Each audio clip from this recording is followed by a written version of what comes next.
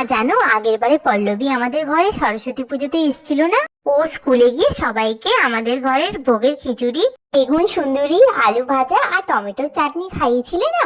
ওটার ব্যাপারে বলেছিল, আর বলেছিল কি ওটা ওর খুব টেস্টি লেগেছে।